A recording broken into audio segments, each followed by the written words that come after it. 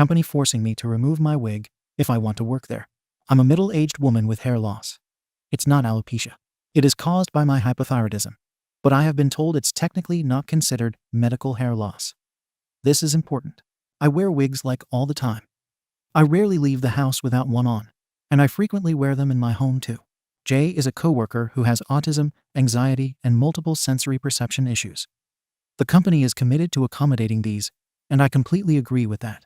For a little context, my son and daughter are both neurodivergent and have their own differences, which I hope their workplaces will always accommodate. Jay recently learned that I wear wigs. This bothers him to the point of distraction and anxiety, where he cannot focus on anything when I am present. He stares at my head and seems unable to stop. He asked me if I could take it off for him, just so he could see my head, and that maybe after that he'd be able to get back to normal. But he admitted he doesn't know if that would work, and that he might still be unable to function normally with me around, wearing my wig. I told him I'd think about it. But everything inside me says no. This was last week, and I haven't seen him since then, but he escalated the matter. I've been told that since I'm essentially wearing my wig for cosmetic reasons rather than a medical reason, I have to remove it to be in compliance with Jay's accommodations. I then said I would agree to remove it for him privately once, but I do not want to agree to never wear a wig around him. That would be distressing for me. This matter was reviewed for a day before I received a response this morning. Essentially, I have now been told that this is only my vanity, and I need to get on board with accommodating Jay's very real issues, even if that means going wigless at work. I don't know what to do. Should I contact Jay about it personally? Or will I continue to only communicate through my supervisor and HR? What are my options? AITA. I've been asked how Jay learned I wear wigs. I'm actually very open about it. Jay was present and within clear hearing distance when a colleague and I had a conversation about it. AITA 2. I'm going to share a couple things about me, so this might make more sense. First, I'm known for being very strong and tough. I'm the only woman in my department and in our immediate adjacent departments. My coworkers would likely never think that my hair loss is truly upsetting for me. I'm sure they think that I've taken it in stride and worn wigs for the fun of it. Second, everyone knows my son is autistic, and I care very deeply about the challenges autistic people face. A few years ago, I helped a former coworker, who also has autism, fight for accommodations regarding the mask issue.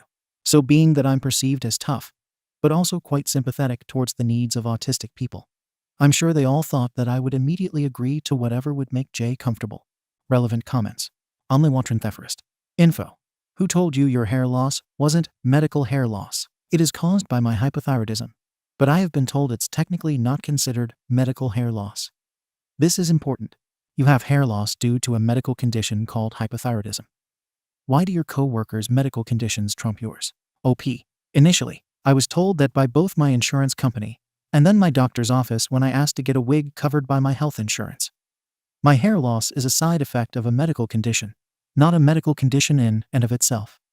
This is also what was told to me by HR this week, when this began. You have hair loss due to a medical condition called hypothyroidism. Why do your coworkers' medical conditions trump yours? Company policy states that my hair loss is not a medical condition in and of itself, and thus, my wig wearing is only for cosmetic purposes. Jay's sensory perception issues outweigh my vanity. Zucchina Practical 410. Essentially, I have now been told that this is only my vanity, and I need to get on board with accommodating Jay's very real issues, even if that means going wigless at work. Is this what HR is telling you? OP. Yes. The HR person with whom I have been communicating is a man with hair loss who keeps his head shaved bald. He made a point of mentioning it and expressed that he empathizes with my desire not to be wigless at work. But that doesn't change their stance. The Spanish woman. Hers isn't anywhere as serious. She just wants to wear her wig. That might be a legal accommodation, but it's not comparable to sensory issues. Glasses are needed for eyesight, just as crucial as sensory focus. Backpacks are needed to move stuff. Her wig is needed to pretend she has hair that by now, everyone knows she doesn't. I get her point, but come on, to say that an autistic person should be effectively put in danger of losing their job because she wants to wear her wig is not only ridiculous, it's downright evil. OP. No, I do not wear it to pretend I have hair.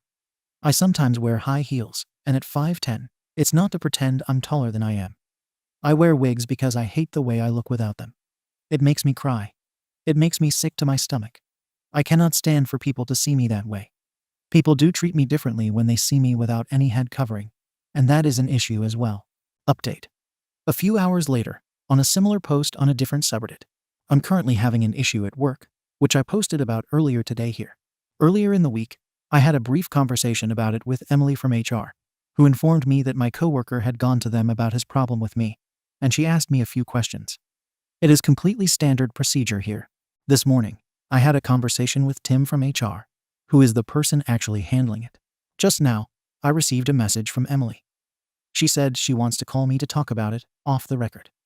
This may seem self-explanatory, but I'm trying to understand the motivation. Is it off the record for her protection? Or for mine? Should I even take her call? Update. First, thank you all very much for your advice. I truly appreciate it. Second, Emily is in HR temporarily, while someone else, Alicia, is on maternity leave. Third, I decided to take Emily's call, but only listen. Emily said she was calling to tell me that when I reply to Tim's email, I can CC Alicia. She said that Alicia is checking her email regularly. I thanked her, and we ended the call. The important point here is that Alicia is a black woman who herself wears wigs, and wigs are at the heart of this issue. So she may have a different take on all this. Final update on original post. 1 day later. Final edit update.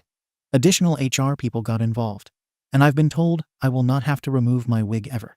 Basically, after this issue was brought to the attention of someone else from HR, Alicia, who also wears wigs, but is on maternity leave right now, a lot happened very quickly.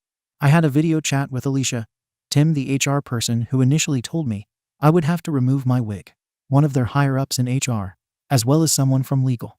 So once the right people were alerted to what was happening, it was taken very seriously. I was assured in the video chat, as well as via text and phone call with Alicia, in addition to multiple emails and documents, that I would not be asked or required to remove my wig. Jay and I are not to have any further communication regarding this.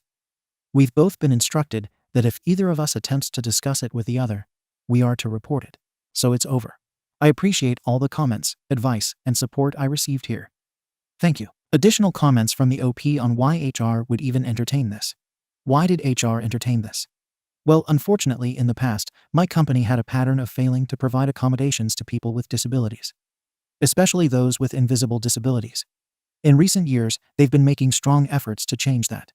I think this is an example of the HR rep involved overzealously attempting to accommodate someone who they already know has disabilities, because they don't want to be accused of not accommodating people again. Secret voice. I have to say, it really got to me. It's just not right that you're being pressured to take off your wig at work. Your comfort should always come first, especially considering the medical reasons behind your hair loss. It's frustrating that HR isn't backing you up on this. Your coworker's discomfort shouldn't outweigh your well-being. You have every right to stand up for yourself and your needs. Keep your chin up. Thank you for watching the video. If you are interested in listening to these kinds of stories, we've got more in store for you. Simply subscribe to our channel, hit the like button, and share it with your friends.